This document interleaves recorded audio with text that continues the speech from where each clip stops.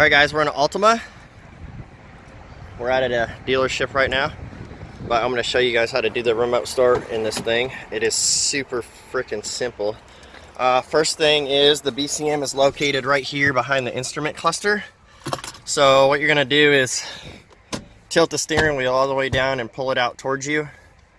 Lock it back into place, and then we're going to go ahead and remove this plastic bezel all the way around that cluster. All right, so to do that, grab a plastic pry tool. Basically, just put it in between the dash pad and the plastic panel, and it gets loose, and you can pull it right on out.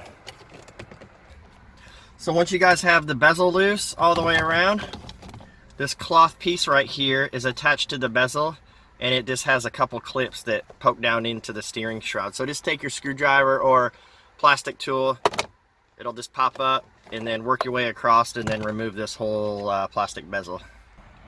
Once you guys have the plastic bezel removed, there is 3 screws in this cluster that we need to remove. One is up here, obviously, in the center.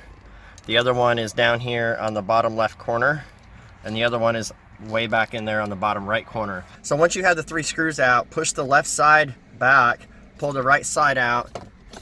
It's going to get you access to this plug right here. So unplug that. And once you unplug it, you can pull this out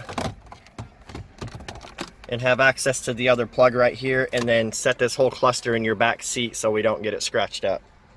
Right here's our BCM.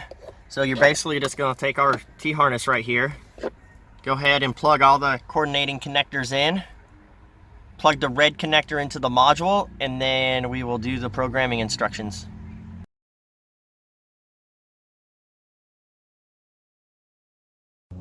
Once you have the full plug-and-play harness installed, you can now program the module.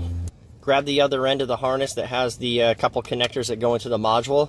Go ahead and plug the red one in. There's a button on the module here. Push and hold it. Insert the blue connector, and you're going to see the light turn orange.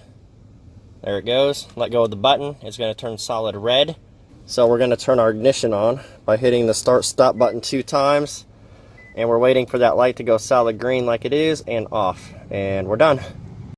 Alright guys, so we got the Nissan Altima all wrapped up. So on the factory key fob, you're going to hit lock 3 times. So we're going to go lock, lock, lock, and give it a few seconds and she'll fire up.